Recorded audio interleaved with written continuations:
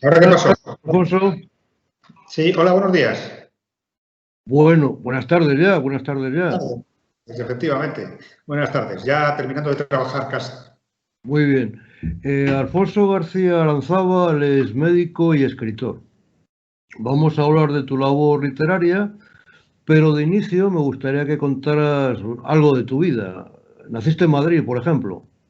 Sí, nací en Madrid de una forma coyuntural, porque mis padres se tuvieron que trasladar por motivos de trabajo y entonces los tres primeros hermanos nacimos en Madrid. Pero enseguida nos vinimos para Cantabria, porque yo llegué a Santander, ciudad, con 4 años, lo cual quiere decir que yo no tengo ningún recuerdo de Madrid. Mis recuerdos empiezan cuando soy pequeño, ya en Santander. Y en Santander estudié siempre. Estudié primero al lado de mi casa, en los Escolapios, y luego estudié medicina en la Universidad de Cantabria. Y en la Universidad de Cantabria estudié también el máster que tengo, cuando los másteres eran algo. Y luego me trasladé a Torrelavega en 1990, que es donde vivo ahora, Torrelavega.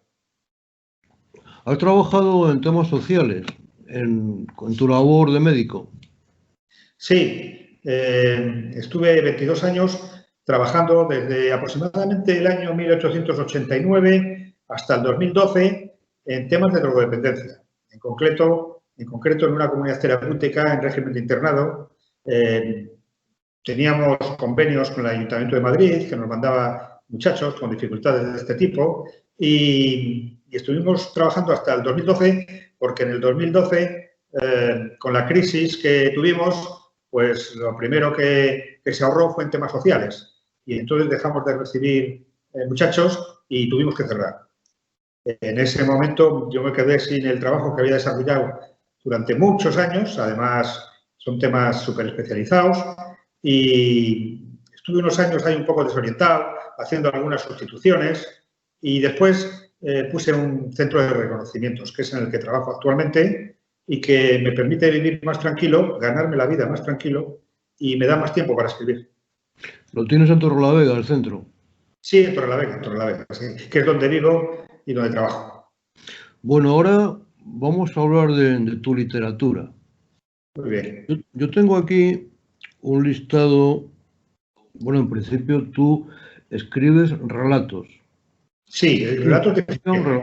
Prosa siempre. Eso es. Sí, porque tengo también alguna novelita corta. Bien. Yo tengo aquí un listado de todos los premios, accesis, diplomas que te han otorgado en los distintos entidades a las que te has presentado con algún relato, ¿no? Entonces es muy amplio. Voy a leerlo así por encima.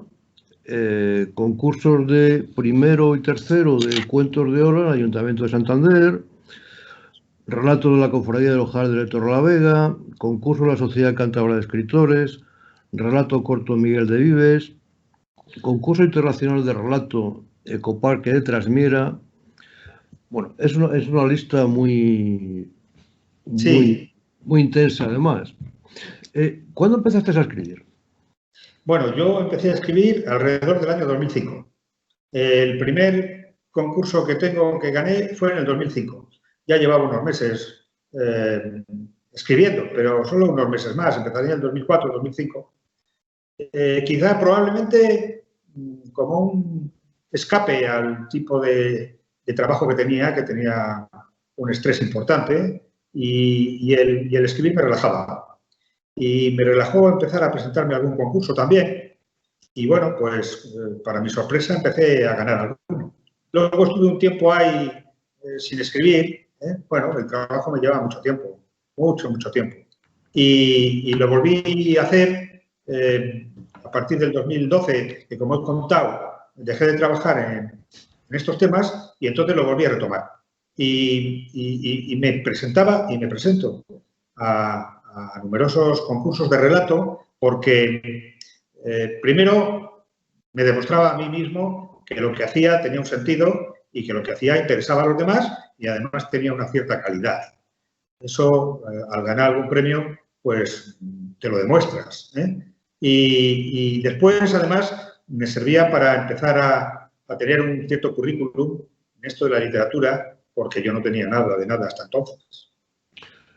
Aparte de estos concursos, de estos premios, tú has publicado 2 o 3 libros. Quiero decir que dos ya los publicaste hace años y este tercero creo que ya es inminente. Ya ha salido a la... Exacto. Hombre, mira, ahí está el libro. Muy bien. Es que me lo han dado hoy. Te has dado hoy, claro. Me lo han dado hoy y para los escritores, pues, no sé, eso que dicen que los libros son como hijos, yo no llegaría tanto, pero la verdad es que hace tremenda ilusión tenerle entre las manos ya. Bueno, yo me llevo mejor con mis libros que con mis hijos, o sea que... Pues fíjate. Bueno, yo quería mencionar que en el año 2016 publicaste un libro de relatos santanderinos de ayer y de hoy. ¿Fue con la editorial Librucos? Sí, con la editorial Librucos, con Ramón Villegas.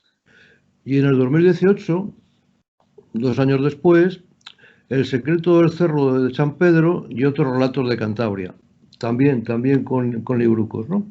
Sí, igual que este último, también con Librucos. Y este tercero también, El montañés y su tiempo, un navío cántabro al servicio de su majestad. Así es. Este navío se votó en 1794. Eso es, se votó en 1794, sí. Y fue quemado en Cádiz por los franceses después de embarrancar en el año 1810. Así es, sí, eso es. En los libros anteriores has escrito sobre épocas pasadas. ¿Hay alguna razón de ello? Pues razón, no hay ninguna. De hecho, algún amigo me comentó, parece que empiezas por lo más difícil. En vez de escribir sobre la vida actual, que parece que sería más fácil, porque todo está, todo lo podemos ver, todo lo podemos comprobar, todo lo podemos relatar, te metes en historias pasadas, en el siglo pasado. Pues es verdad, quizá porque como empecé a escribir sobre los baños de ola, y fue cuando gané los primeros relatos, pues seguí por ese camino, en función de los relatos que hacía. Y, de hecho, el primer libro es un compendio de aquellos relatos que escribí sobre los baños de ola. Entonces sí que he tendido a escribir sobre años anteriores, sí es cierto. Sobre el siglo XIX. Y el siglo XIX en especial, que luego le he cogido mucho cariño al siglo XIX, pero yo creo que ha sido después, con el conocimiento, no antes. No es que yo tuviera una especial predilección por ese siglo, sino que luego, a base de escribir y leer sobre todo, pues le he ido cogiendo cariño y he seguido escribiendo sobre él. En el segundo libro también tengo varios relatos, quizás los más extensos, sobre ese siglo. ¿Cuál es el secreto del Cerro de San Pedro? Pues el secreto del Cerro de San Pedro viene del nombre de la novela que hay al final del libro. Y ese también es un libro antiguo, de épocas muy antiguas, no lo tengo aquí a mano, pero de 1800 y pico, sobre Santander ciudad. Es de lo primero que escribí. Y yo, no sé los demás, creo que también, pero yo pecaba de ser muy minucioso, absolutamente minucioso.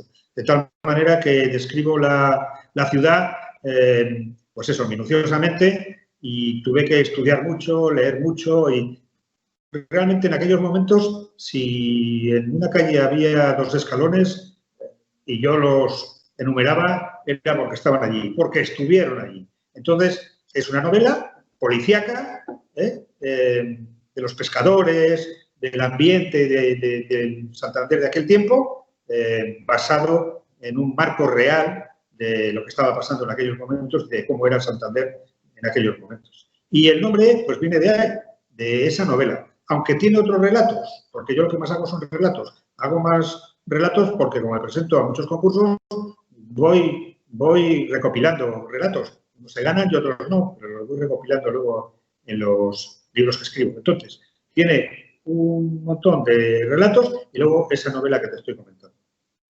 Este libro del que estamos hablando, el libro anterior y este tercero, reincido en la idea de que están editados por la misma editorial. Sí. ¿Te han tratado bien, pues? Sí, sí, sí, sí. Me ha tratado muy bien. Yo digo que la literatura, aparte de darme la satisfacción de escribir, me ha dado muchos amigos y buenos amigos, que era algo que no contaba con ello. No es que no pudiera pasar, pero no era algo que yo me pareciese a mí que se tuviera que dar. Y se ha dado. Yo, el primer libro que escribí, lo escribí porque Luis Alcines, que estaba en el jurado del premio que gané de la Cofradía del Hojaldre y le gustó. Perdona un momento, Alfonso. Para nuestros oyentes, Luis Alcínez es un referente aquí en Cantabria en temas culturales. Efectivamente. Entonces, le gustó el relato y me animó. ¿Pero tú tienes más relatos como este? Pues sí, yo tengo unos cuantos porque los voy escribiendo y los voy guardando. Pues hombre, pues sería interesante que editaras algo y que, claro, yo no me lo podía creer. Y me presentó a Ramón.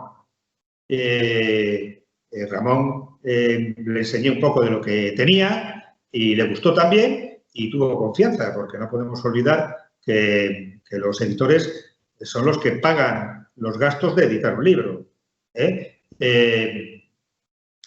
Yo nunca me he hecho una autoedición y no me he hecho una autoedición porque por principios a mí no me gustaba. Yo comprendo que otros lo hagan y me parece muy bien. Yo no lo hice porque yo necesitaba que alguien me dijera que lo que yo hacía tenía calidad. Y como necesitaba que alguien me lo dijera y no confiaba yo solo en hacer una autoedición, pues entonces me vino muy bien que Ramón confiara en mí. A raíz de eso hemos hecho otras cosas porque nos hemos entendido. Nos hemos entendido muy bien en general. Nos hemos entendido muy bien en relación con la literatura y nos hemos entendido muy bien como amigos que nos hemos hecho. Pues estupendo, le conozco yo personalmente a Ramón. O sea, Una otra faceta tuya es aquella que hace referencia a tu labor dentro de la Sociedad Cántabra de Escritores. Ahora mismo eres vocal de esa sociedad. Sí, sí. Hay unas elecciones convocadas y que vas a dejar el cargo porque no tienes tiempo, ¿no? Exactamente, sí. Yo he estado 2 años, yo ya desde el principio les dije que mi tiempo era relativo porque yo estoy en activo, estoy trabajando. Entonces trabajo como todo el mundo 8 horas o 9 horas y todos los días. Entonces es muy difícil tener tiempo para reuniones, para organizar cosas, es difícil. Por eso me presenté como vocal suplente por echar una mano. En ese momento lo necesitaban, me lo ofrecieron y no fui capaz de decir que no. Hemos estado 2 años, ahora se acaba, ahora hay que empezar, hay unas elecciones, hay 2 candidaturas que se presentan y yo les he dicho que ya no puedo continuar. De todas maneras, para mi grata sorpresa, pues se han presentado 2 candidaturas, una gran cantidad de personas absolutamente preparadas, con lo cual, pues nada, la sociedad cántabra está bien encauzada y ahora lo difícil es elegir a quién se vota. ¿Qué aprendiste y qué aportaste en esos 2 años? Sí, dime. Unas pinceladas sobre qué aprendiste y qué aportaste en esos 2 años que estuviste de vocal en la sociedad. Sí, lo principal que aporté, yo me dedicaba sobre todo a la comunicación. Carlos Alutiz y yo llevábamos el tema de la comunicación, sobre todo en la página web y en el Facebook, porque eso lo podía hacer yo desde mi trabajo, desde mi casa, no necesitaba, el tiempo no era tan importante, tiempo para eso tenía. Entonces, es fundamentalmente lo que nos hemos dedicado. La Sociedad Cántabra de Escritores necesitaba además a alguien en esas áreas porque no había habido, pues gente dispuesta para llevar eso adelante. Hemos multiplicado el número de amigos, el número que nos ven, el número de gente que nos ve, hemos multiplicado las noticias que ponemos, además con afanes diversos, con el afán de potenciar a los escritores de Cantabria, que es la función principal de la Sociedad Cántabra de Escritores, pero también con la de poner a otros que si se ven ahí, a lo mejor se animan a pertenecer a la sociedad o a seguir escribiendo. En cuanto a lo que he obtenido, va en el hilo de lo que te decía antes. Pues he conocido mucha gente. He conocido gente, además, que desde luego conmigo todo el mundo se porta bien y gente que vale mucho, algunos, bueno, me sorprenden, porque hay muchas personas que están jubiladas, que tienen más tiempo, que pueden emplear más tiempo, pero a la Sociedad Cántabra de Escritores le dan mucho tiempo y tiempo de mucha calidad. Una cuestión es que ahora, en una pregunta que te voy a hacer, es referente a este último año, con el tema de la pandemia. Las relaciones dentro de la sociedad de escritores, cántabra de escritores, han sido difíciles. Ha sido difícil. Sí. De hecho, yo no sé ni siquiera si habéis presentado ese libro que presentabais todos los años, que era un libro colectivo. Sí, sí se ha presentado, pero fíjate, se ha presentado, pero es el del año pasado. O sea, se ha podido presentar este año el que tenía que haber sido el del año pasado. Llevábamos ya un cierto retraso, por la impresión y por la encuadernación y por todas estas cosas que hace el Gobierno de Cantabria y la imprenta del Gobierno de Cantabria, y después de llevar un retraso nos aparece de repente la primera oleada del COVID. Con lo cual, al final lo hemos podido presentar, bueno, mejor dicho, lo hemos podido distribuir sin presentar. Es decir, no lo hemos podido presentar porque no era aconsejable reunirnos en masa. No, lógicamente, claro. El acto que solíamos hacer. Ha pasado parecido con el Día de las Letras de Cantabria, que se ha hecho en Reynosa, y que se ha hecho por fin a trancas y barrancas, y bueno, pues de la manera que ahora las leyes lo indican, ¿no? Con muchas precauciones, con mucho cuidado, con mucho espacio, con mucha distancia, con todo eso se hizo en Reynosa hace apenas 10 días. Y bueno, que si llegamos a tardar un poco más, pues no podemos hacerlo. Estas cosas se están haciendo pues de aquella manera. Pasa lo mismo con las presentaciones de libros, que casi no se pueden hacer prácticamente. Y si se hacen es para una minoría, con lo cual casi no merece la pena. Ya sabemos que con el COVID lo peor de todo son los interiores. Sí, es verdad, son los interiores, sí. Donde no hay ventilación, efectivamente, sí. Bueno, ahora como la tercera parte de esta entrevista que te estoy haciendo, quiero hablar del último libro tuyo, el que has enseñado antes, el Montañés en su tiempo. Aquí le tengo. Es el tío. Una portada preciosa. Sí, es guapo. Está mal que lo diga yo. Es un cuadro de un pintor de navíos que se llama Carlos Parrilla Penagos, y es el Montañés, claro, es el navío Montañés. Y es una portada que me gusta mucho. Pues según estoy viendo yo en la portada, es dos puentes. ¿Cómo? Un navío de 2 puentes. Sí, un navío de 2 cubiertas, sí. Y de 74 cañones. Por lo menos salió así a su botadura. Luego en Trafalgar ya tenía 80 cañones, porque les iban añadiendo cañones y carronadas, que eran cañones un poco más pequeños, más cortos. Aquí lo principal, o el empiece de la historia del Montañés, es que fue un navío que regalamos los cántabros al rey. Y se lo regalamos por suscripción popular. Fue una idea de Bustamante y Guerra, que por entonces estaba en la expedición Malaspina, y hizo se puso en contacto con el virrey de Nueva España, le alentó, le contó su idea, el virrey se quedó ilusionado también con la idea y le dijo que él se encargaba de reunir dinero allí en ultramar, que era donde más había, donde más dinero había. Porque, bueno, luego le encargó a su hermano Francisco Guerra y Bustamante que él hiciera sus peticiones, pidiera dinero aquí en España. Entonces, allí en Nueva España dieron mucho dinero, aquí sobre todo en Cádiz, por esa zona. En Cantabria, en realidad, nosotros pensamos que no hemos encontrado ningún listado, así como hemos encontrado un listado con nombres y apellidos de Nueva España y de Cádiz y de toda esa zona, de Cantabria no hemos encontrado nada. Pero nosotros creemos que es que en Cantabria no hubo realmente donaciones. ¿Por qué? Porque había una pobreza muy grande. Muy grande, muy grande. Hasta el punto de que este Francisco Guerra, por ejemplo, que era un hombre de aquí, era de Alceda y Ontaneda, tenía mucho dinero porque era comerciante y tenía barcos que navegaban hasta Nueva España. Este tuvo que traer varios barcos pagados por él, llenos de trigo para la población en Cantabria. O sea que realmente éramos pobres de solemnidad. Entonces, el navío se pagó con todo este dinero que reunió los montañeses, con la condición, se le regaló al rey, con la condición de que el comandante del barco fuera montañés. No siempre se consiguió, porque no siempre había un comandante que tenía que ser capitán de navío por ley para poder gobernar el barco y que fuera montañés. No siempre se pudo, pero los hubo y varios. Y luego la historia del navío pues es maravillosa, ¿no? Yo digo que yo empecé un relato de ficción y cuando me di cuenta de la realidad de lo que había estudiando el tema, pues me pasé a la realidad, porque la realidad superaba la ficción y pensé que no lo iba a poder hacer mejor. Y entonces al final hice un libro de historia.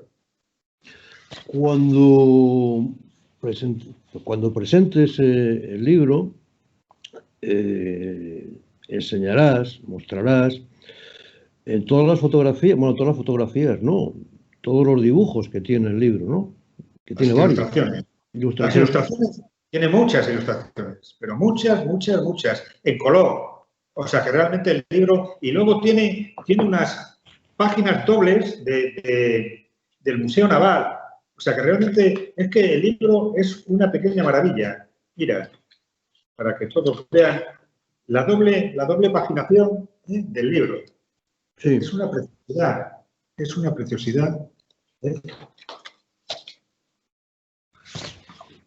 un trabajo editorial, sí. Pues para el otro lado. Sí, sí. Es muy bonito, muy bonito.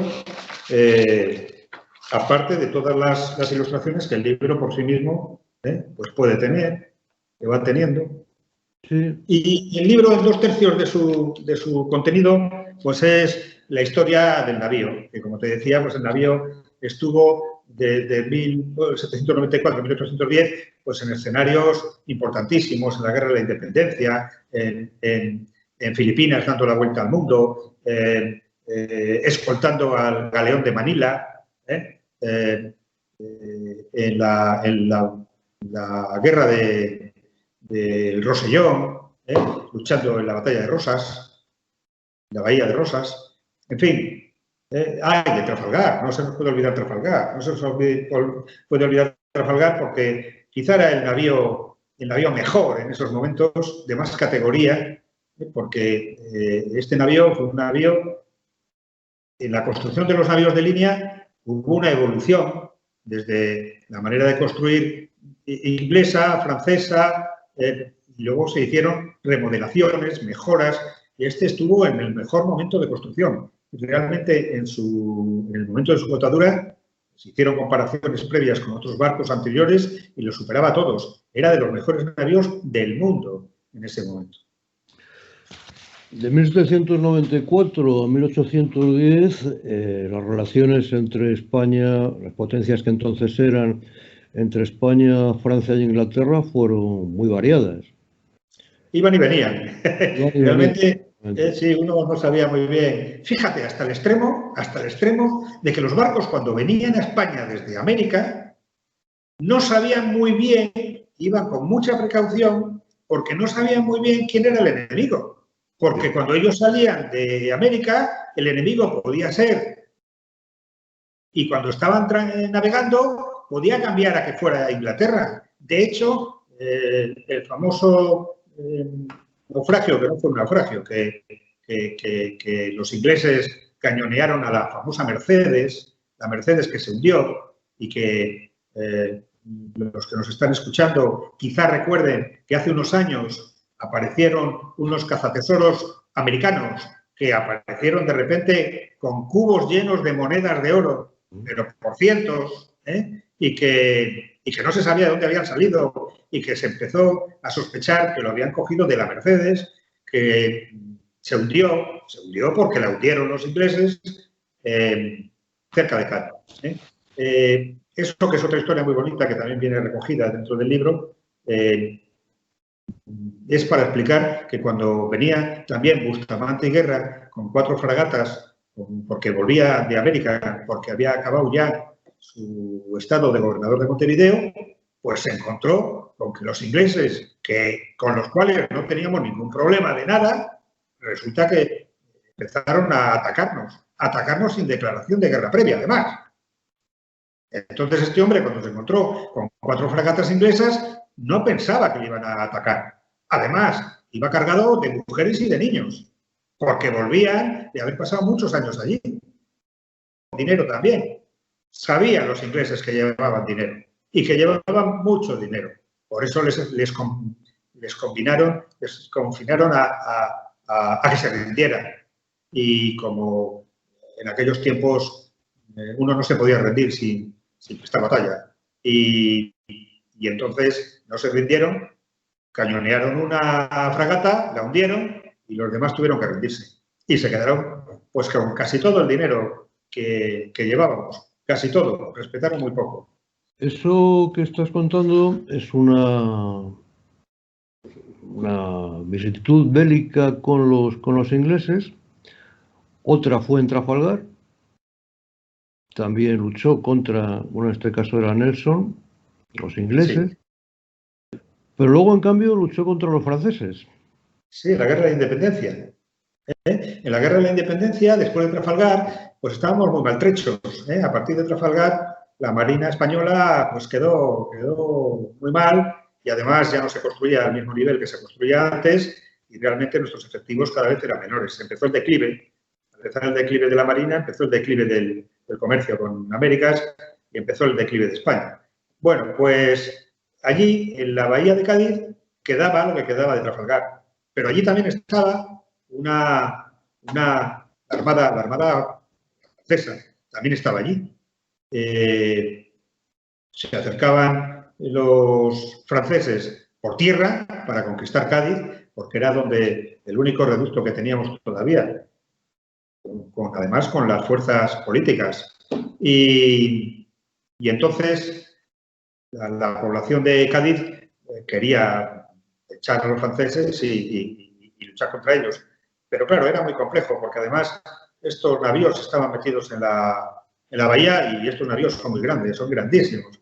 No podían maniobrar y al final, con las lanchas pequeñas que tenían todos los puertos y los barcos, a las cuales se les adosaba un cañón o dos, con esas lanchas fue con las que luchamos contra los franceses, que se tuvieron que rendir, antes que llegaran los que venían por tierra. Fue una batalla importante porque si hubieran tomado Cádiz, pues no hubiéramos quedado nada, porque además las Cortes de Cádiz eran las que llevaban el tema de lo que quedaba de España. Bien, pero el barco encalló. Sí, eso fue posteriormente. Posteriormente, en 1810, todavía estaban los franceses por allí asediando Cádiz y entonces fue producto de una tormenta, fue producto de un temporal que amarró al barco contra la costa. Estaban sitiando Cádiz y lo quemaron. Entonces, todavía quedó varios años allí en Cádiz, pero ya estaba muy quemado. A partir de ahí se pierde un poco la pista de este barco que fue retirado de la Marina Real al poco, pero que finalmente fue subastado en pública subasta y que acabó desarmado en La Habana. No se sabe muy bien cómo, pero ya no volvió a navegar en condiciones como navío de guerra. Todos estos datos que aportas requieren horas de investigación. Bueno, pues 1 año de investigación aproximadamente. Ha habido que leer mucho. El libro, suelo decir que tiene 3 lecturas. Tiene la lectura del texto, la lectura de las imágenes, como hemos visto antes, y tiene una tercera lectura, y es la lectura de todos los archivos perfectamente referenciados que hemos metido en el libro. Lo único que hemos tenido que hacer es pasarlos a un español comprensible. Están en español antiguo. Realmente los historiadores lo leen perfectamente en esas condiciones, pero nosotros hemos querido hacer un libro de divulgación, no un libro estrictamente histórico, un libro que pudiera leer todo el mundo. Entonces, hemos traducido, valga la expresión, muchos de esos archivos. Pero hemos trabajado con muchos archivos pues, del Museo Naval, del Archivo de Indias, de la Biblioteca Nacional de España, que hemos tenido que ir recorriendo y buscando, porque en Internet es fácil entrar, pero luego te puedes perder porque además hay muchas cosas interesantes y cuando estás con una cosa de estas, hay veces que te encuentras con otra que también te interesa. Y entonces cada vez te vas buscando más y te va llevando más tiempo. Pero sí, ha sido un año prácticamente. Es verdad que el confinamiento que estuvimos confinados, yo creo que fue mes y medio por ahí. Bueno, ahí le pegué un empujón al libro importante, porque ahí no pude trabajar. Entonces, bueno, pues ahí leía y escribía de 8 de la mañana a 11 de la noche.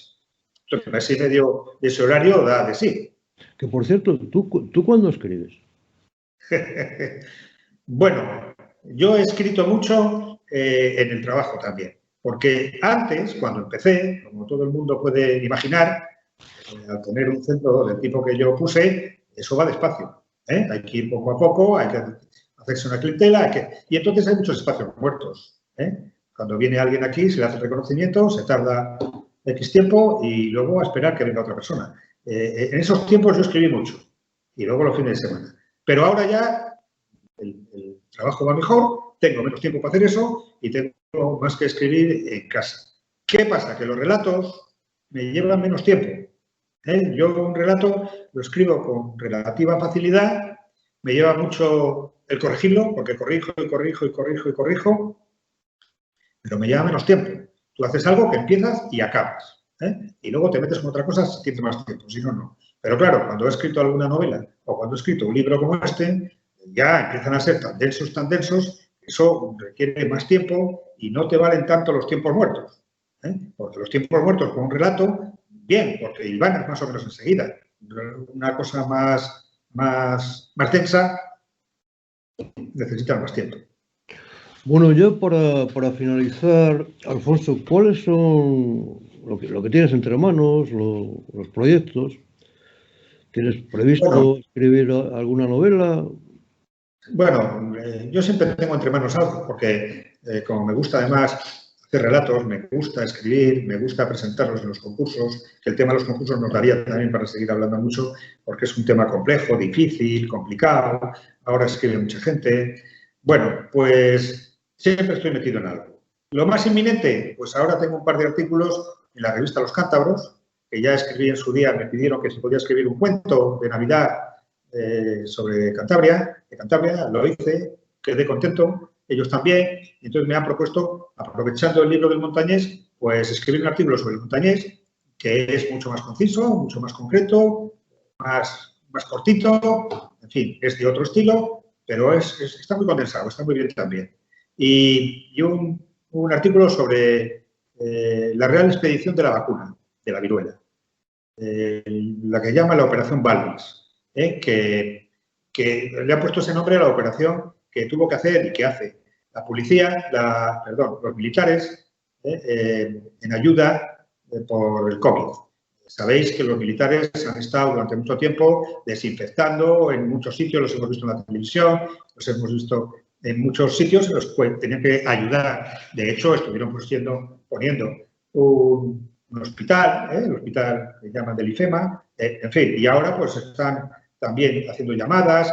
Bueno, todo eso le han llamado la Operación Balmis. Y Balmis era el médico que fue de España, por orden, con apoyo real, a Hispanoamérica a impartir la vacuna de la viruela, que por entonces mataba a la gente por miles. Y esa es la historia. Y ese es otro artículo.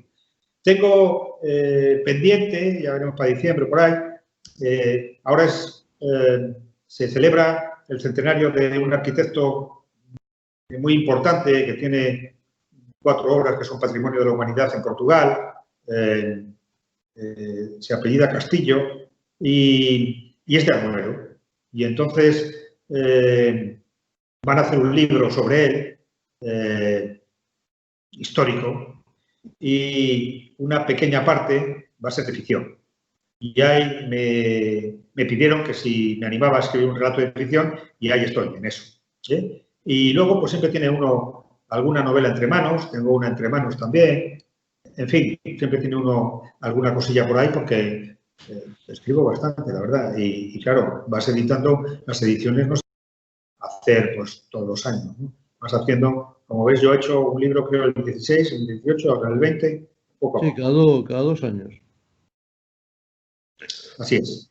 Bueno, pues Alfonso García Aranzábal, el montañés y su tiempo. Muchas gracias, bueno, por tus ideas, tus expresiones, tus palabras, tus enseñanzas y te deseo mucho éxito con tu nuevo libro. Muchas gracias, Daniel. Las gracias te las doy yo, porque siempre estás ahí dispuesto a echar una mano, a ayudarnos. Y bueno, pues eres una de esas personas que yo decía antes que he tenido la suerte de encontrarme en este camino literario. Muchas gracias, Daniel. Vas a poner rojo. Un saludo, Alfonso. Bueno, es la realidad. Es la realidad. Hasta Venga, un luego. abrazo. Hasta luego. Hasta luego.